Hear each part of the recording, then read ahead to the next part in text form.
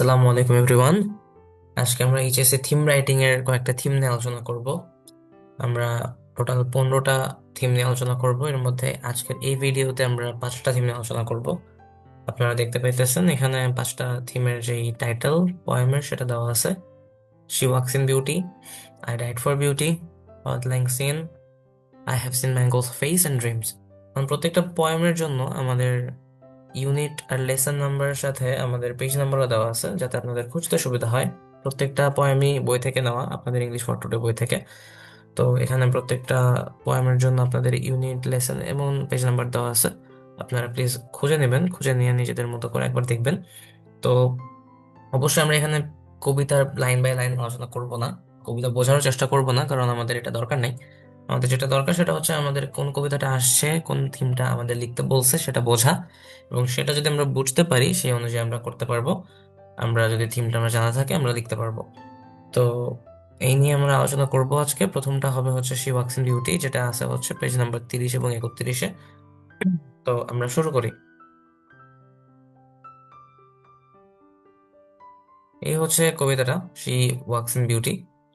আমরা একটু যদি দেখি, আম, প্রথম line, she walks in beauty like the night. আপনারা প্রথম লাইন থেকে বুঝতে পারবেন কবিতাটা কোন কবিতা। খুব বেশি এখানে কষ্ট হবে না, কিন্তু অনেক কবিতা থাকবে যেগুলোতে 2-3টা পার্ট থাকে।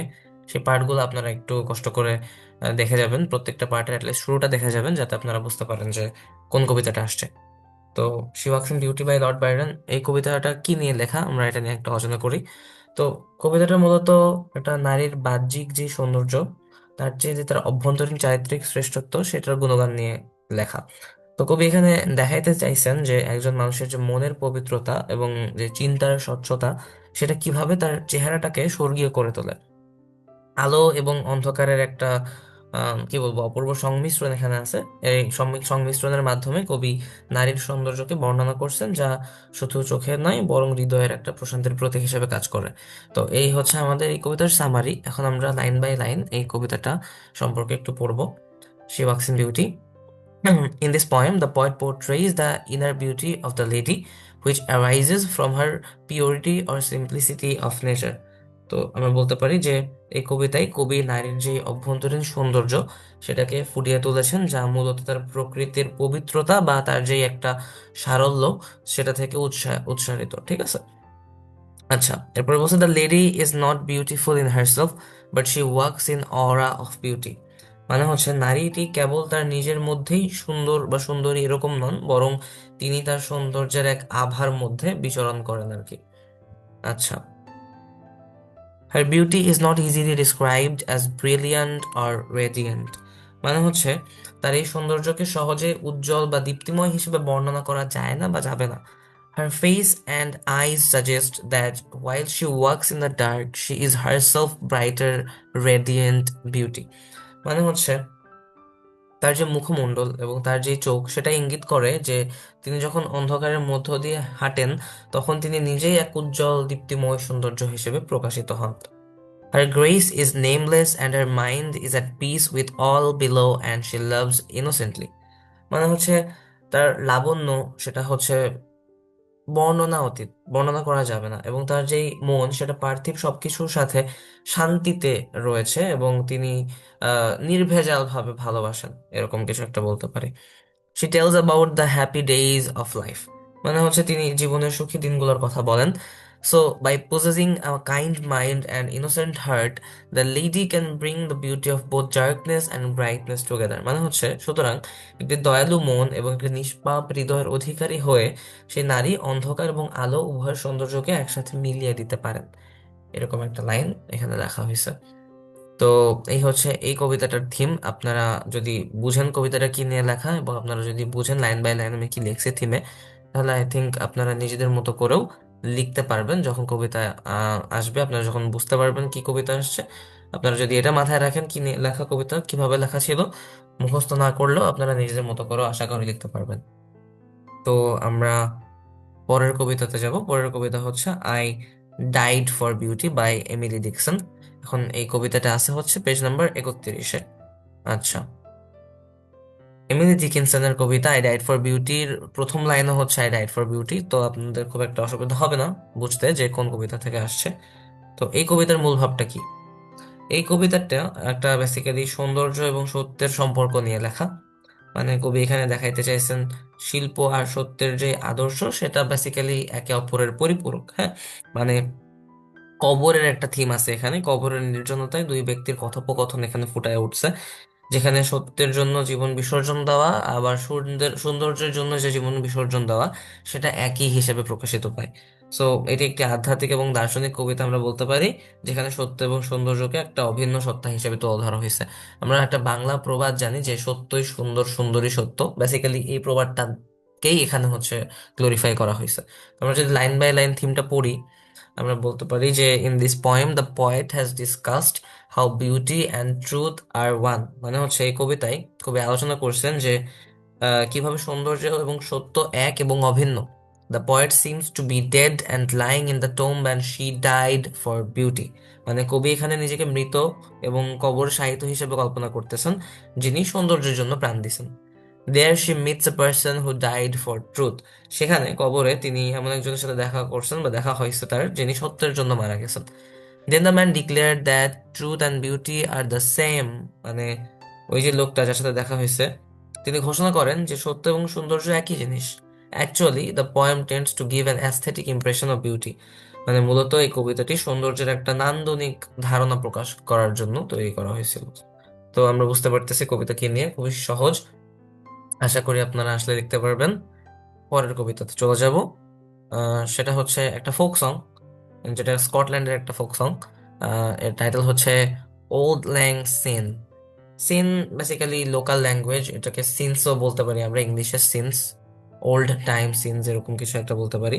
সো কবিতার মূল ভাবটা আমি যদি বলি শর্টকাটে, সেটা হচ্ছে একটা পুরানো বন্ধুত্ব এবং ফেলে আসা যে সোনালি দিনগুলো সেগুলোর প্রতি একটা শ্রদ্ধাঞ্জলি হিসেবে কবিতাটা লেখা হয়েছে। ওকে, এটি একটা বললাম যে স্কটিশ আহ, গান, বা আমরা কি বলতে পারি শব্দবন্ধ, যেখানে আমরা মিনিং বলতে পারি পুরোনো সময়ের খাতিরে। ওল্ড ল্যাং সেন মানে হচ্ছে পুরোনো সময়ের খাতিরে। কবিতাটি আমাদেরকে বেসিক্যালি মনে করাবে যে সময়ের স্রোতে আমরা অনেক দূরে চলে যাই বা চলে গেলেও যে পুরানো বন্ধু এবং অতীতের যে স্মৃতিগুলা সেগুলা চিরকাল আমাদের সাথে থাকে, আমাদের হৃদয়ে অম্লান হয়ে থাকে। হ্যাঁ, এটি পুনর্মিলন বা কৃতজ্ঞতা প্রকাশ বা নতুন কোনো সূচনার এক চিরন্তন প্রতীক প্রতীক হিসেবে গাওয়া হয়ে থাকে। এখন আমরা যদি থিম বাই থিম যাই, the poem speaks of old friendship, memories and relationships. Obviously এই কবিতাটি পুরানো বন্ধুত্ব, স্মৃতি এবং সম্পর্কের কথা বলে। ইট কলস on us not to forget old friends. মানে এটি আমাদেরকে আহ্বান জানায় যেন আমরা পুরানো বন্ধুদেরকে ভুলে না যাই, but to cherish the beautiful moments spend together. বরং আমরা যেন একসাথে কাটানো যে সুন্দর মুহূর্তগুলা সেগুলাকে হৃদয়ে লালন করি। আচ্ছা, no matter where life takes us, even in distance or separation, the bonds of friendship and love remain unbroken. মানে জীবন আমাদেরকে যেখানেই নিয়ে যাক না কেন, দূরত্ব বা বিচ্ছেদ সত্ত্বেও বন্ধুত্ব এবং ভালোবাসার একটা অটুট বন্ধন যেন আমাদের মধ্যে থাকে। The main message of this song is to remember those cherished memories. এই গানটার মূল বার্তাই হচ্ছে সেই সব অমূল্য স্মৃতিগুলোকে যাতে আমরা মনে রাখি বা মনে রাখা। ঠিক আছে? আচ্ছা, এই হচ্ছে আমাদের অল ল্যাংসিন কবিতাটার থিম। এর পরের কবিতাটা আমরা সবাই কম বেশি পড়েছি বাংলাতে, মাইকেল মধুসূদন দত্তের I have scene bangles face. মানে হচ্ছে বাংলার মুখ আমি দেখিয়াছি, এটারই হচ্ছে ইংরেজি ট্রান্সলেশন। ঠিক আছে? আচ্ছা, আহ, সম্ভবত এটা জীবনানন্দ দাশের লেখা, আমি ভুল বলছি, মাইকেল মধুসূদন দত্ত না। যাই হোক, আমরা প্রথম লাইন পড়লেই বুঝতে পারবো কবিতাটা কি নিয়ে লেখা বা কোন কবিতা আসছে। Because I have seen Bengal's face I will seek no more. আচ্ছা, এই লাইনটা মনে রাখবো, অথবা এই লাইনটা মনে রাখবো, Bengal's incomparable beauty one day alas in the Ganguri. Okay, এই লাইনটাও মনে রাখলেও আমরা বুঝতে পারবো যে কোন কবিতা আসছে এবং সেই অনুযায়ী আমরা থিম লিখতে পারবো। এই কবিতার মূল ভাব যদি আমি শর্টকাটে বলি, সেটা হচ্ছে ওই যে বললাম জীবনানন্দ দাশের বাংলার মুখ আমি দেখিয়েছি কবিতা, ওটার স্বদেশ প্রেম এবং বাংলার যে প্রকৃতির প্রতি গভীর অনুরাগ বা ভালোবাসা সেটার একটা দলিল হিসেবে এই কবিতা লেখা। কবি এখানে বাংলার যে রূপ সেটাকে এতটাই ঐশ্বর্যমণ্ডিত এবং এতটাই সম্পূর্ণ হিসেবে দেখছেন যে পৃথিবীর আর কোনো সৌন্দর্য দেখার আকাঙ্ক্ষা তার কাছে নাই বা তার মনে অবশিষ্ট নাই। আচ্ছা, এখানে বেহুলা লক্ষিন্দরের উপাখ্যানও আছে, তার মাধ্যমে তিনি বাংলার যেই হিজল বট বা তমাল এইসব প্রাকৃতিক সৌন্দর্যের যে চিত্র আঁকছেন তা দেশের একটা চিরন্তন রূপকে প্রকাশ করতেছে আর কি, ঠিক আছে? আমরা যদি থিমটা পড়ি, in this poem the poet has discussed about the timeless and everlasting natural beauty of Bangladesh and the speaker's patriotic zeal aroused at that। মানে হচ্ছে এই কবিতায় কবি বাংলাদেশের যে কালজয়ী এবং চিরন্তন প্রাকৃতিক সৌন্দর্য এবং তার ফলে যে তার জাগ্রত হওয়া দেশপ্রেম সেটার উদ্দীপনা নিয়ে তিনি আলোচনা করছেন। অ্যারাউজড মানে জাগ্রত হওয়া, ওকে, প্যাট্রিয়টিক মানে দেশপ্রেম। আচ্ছা, the poet is in love with the beauty of his motherland, okay, মানে কবিতার মাতৃভূমির সৌন্দর্যের প্রেমে পড়ছেন। He feels that his thirst for beauty has been so quenched that he does not need to see the beauty of the world anymore। এর মানে হচ্ছে তিনি অনুভব করেন যে সৌন্দর্যের প্রতি তার যে তৃষ্ণা সেটা এতটাই মিটে গেছে যে আর বিশ্বের অন্য কোনো সৌন্দর্য দেখার প্রয়োজন তার নাই। He sees how generous nature has been to his motherland, মানে হচ্ছে তিনি দেখতে পান প্রকৃতি তার যে মাতৃভূমি তার প্রতি কতটা উদার হয়েছিলেন বা হয়ে আছেন। এই হচ্ছে আমাদের আই হ্যাভ সিন ম্যাঙ্গলস ফেজের থিম। আমরা আজকের এই ভিডিওর লাস্ট যে থিমটা পড়বো সেটা হচ্ছে ড্রিমস বাই ডিএইচ লরেন্স। হ্যাঁ, ড্রিমস টাইটেলের দুইটা কবিতা আছে, তো আমরা খেয়াল রাখবো কোনটা কার কবিতা। ডিএইচ লরেন্সের যে কবিতা এটার প্রথম লাইন হচ্ছে অল পিপল ড্রিম। এটুকু মনে রাখলে আমরা বুঝতে পারবো আমরা কোনটা নিয়ে লিখতেছি।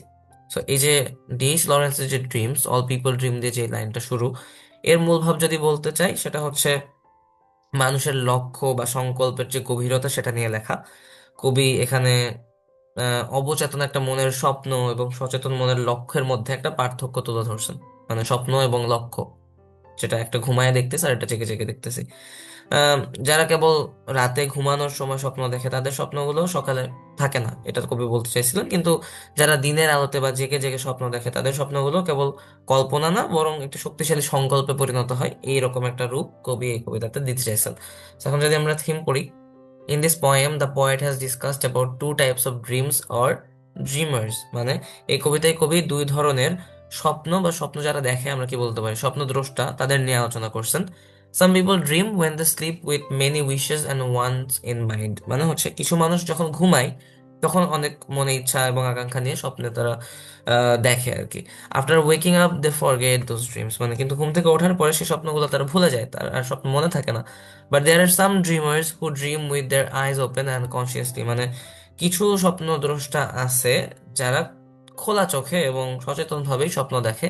দ্য পয়েট কলস দেম ডেঞ্জারাস পিপল। মানে কবি তাদেরকে বিপজ্জনক মানুষ বলে আখ্যায়িত করছেন। কেন? কারণ তারা তাদের সংকল্প অনেক দৃঢ় এবং তাদের স্বপ্নে তারা বাস্তবায়ন করার জন্য অনেক প্রতিজ্ঞাবদ্ধ থাকে, এরকম আর কি। তো এই হচ্ছে ড্রিমস বাই ডিএইচ লরেন্সের থিম। আজকের ভিডিওতে আমরা এই কয়টা থিম নিয়ে আলোচনা করব। আমরা পরবর্তী ভিডিওতে আরো কিছু থিম নিয়ে আলোচনা করব। So thank you so much. আসসালামু আলাইকুম।